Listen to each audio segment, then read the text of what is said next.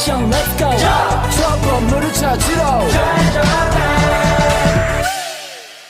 Assalamualaikum warahmatullahi wabarakatuh. Kami dari kelompok 2 yang beranggotakan saya sendiri, Fajrina Nur Azizah, Siti Syarifah, Sri Rahayu, Lutfiah, dan Novita Sari. Di sini kami akan mempresentasikan hasil diskusi kelompok kami yang berjudul Aliran Nafitisme. Baik, selanjutnya pemaparan yang pertama akan dipaparkan oleh Siti Syarifah.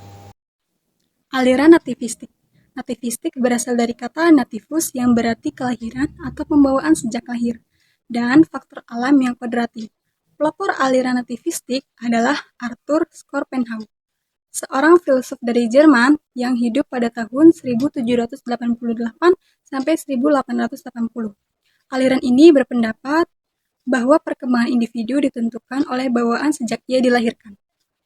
Nativistik berpendapat jika anak memiliki bakat jahat dari lahir, ia akan menjadi jahat, dan sebaliknya jika anak memiliki bakat baik, ia akan menjadi baik.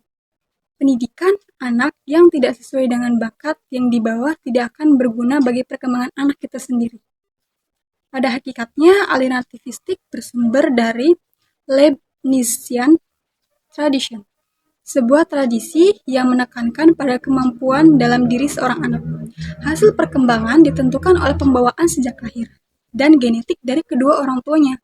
Misalnya, anak mirip orang tuanya secara fisik akan mewarisi sifat dan bawaan orang tuanya.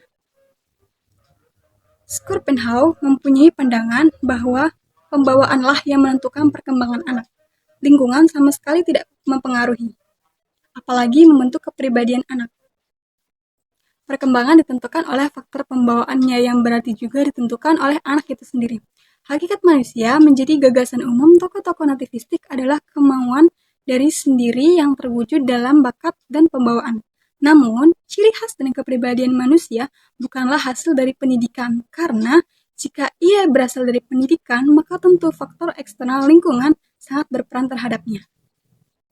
Yang kedua ada pewarisan dalam nativistik. Menurut Rajab dalam Lubis tahun 2020, dalam nativistik ada 5 pembawaan yang diwariskan orang tua kepada anaknya. Yang diantaranya adalah sebagai berikut. Yang pertama ada pewarisan yang bersifat jasmaniah, seperti warna kulit, bentuk tubuh, dan lain-lain.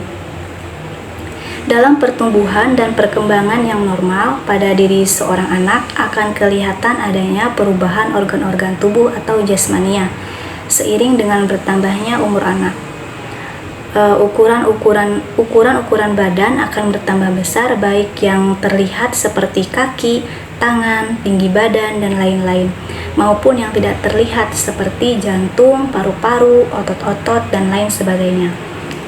Yang kedua ada pewarisan yang bersifat intelektual, seperti kecerdasan dan kebodohan.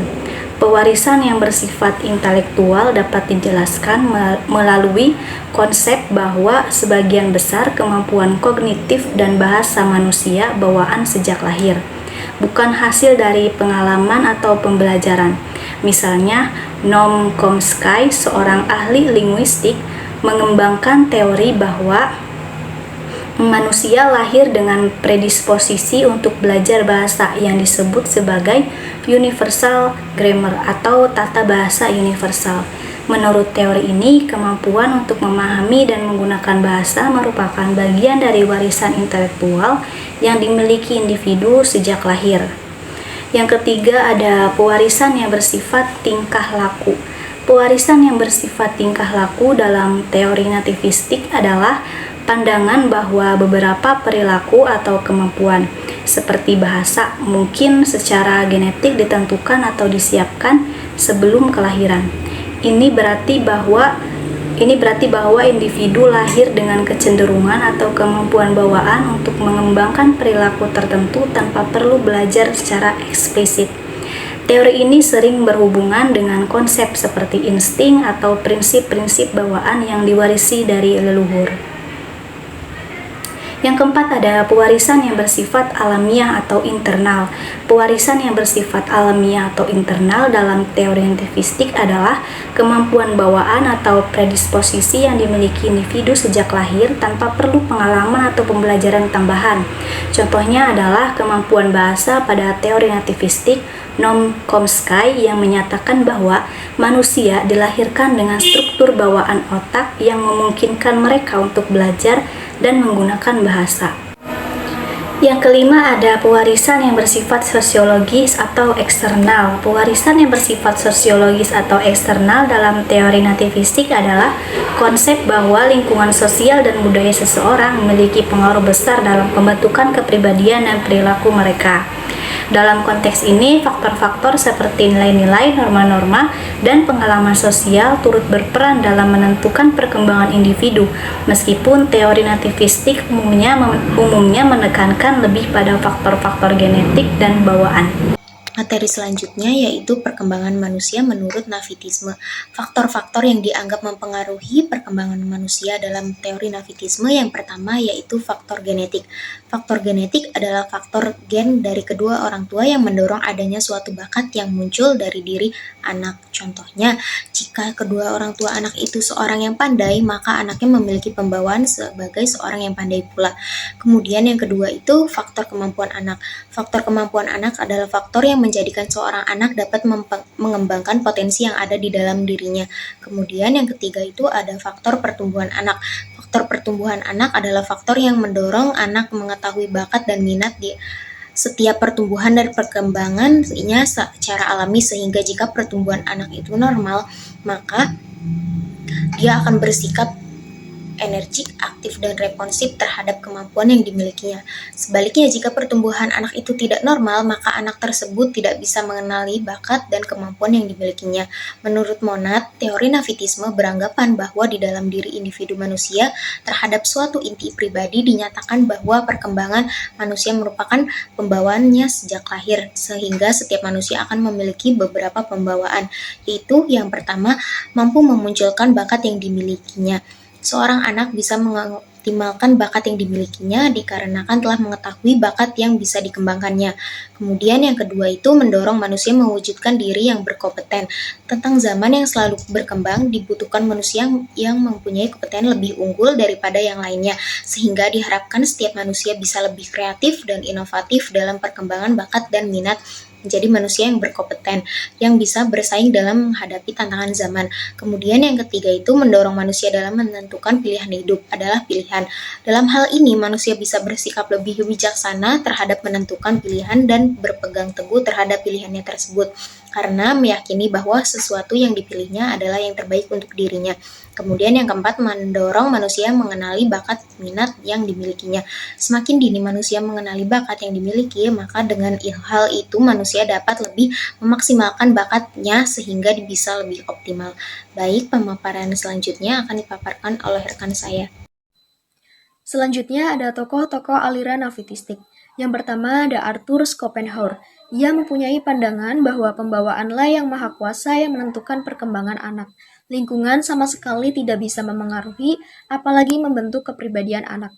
Perkembangan ditentukan oleh faktor pembawaannya yang berarti juga ditentukan oleh anak itu sendiri. Yang kedua ada Immanuel Kant. Ia berpendapat bahwa apa-apa yang bisa diketahui manusia hanyalah yang dipersepsi dengan panca indera.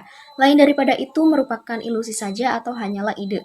Yang ketiga ada Gottfried Wilhelm Leibniz yang mempunyai pandangan bahwa perkembangan manusia sudah ditentukan sejak lahir. Manusia hidup dalam keadaan yang sebaik mungkin karena dunia ini diciptakan oleh Tuhan. Dan yang keempat ada Noam Chomsky yang berpendapat bahwa perkembangan bahasa pada manusia tidak didapatkan dari pendidikan manusia itu, namun oleh bawaan biologi sejak anak lahir dari orang tuanya. Baik, terima kasih moderator. Di sini saya akan memaparkan kelebihan teori nativistik. Teori nativistik ini ada 5 ya teman-teman. Yang pertama, mampu memunculkan bakat yang dimiliki. Yang kedua, mendorong manusia menentukan pilihan. Yang ketiga, mendorong manusia mengembangkan bakat yang dimiliki. Yang keempat, teori nativistik mendukung pemikiran kritis. Yang terakhir, kemampuan memahami bahasa sudah ada sejak lahir. Selanjutnya ada kekurangan teori nativistik. Teori nativistik ini memiliki pandangan seolah-olah sifat-sifat manusia itu tidak bisa diubah karena telah ditentukan oleh sifat-sifat turunannya. Bila dari keturunan baik, maka akan baik. Dan bila dari keturunannya jahat, maka akan jahat pula. Jadi sifat manusia itu bersifat permanen ya teman-teman, tidak bisa diubah.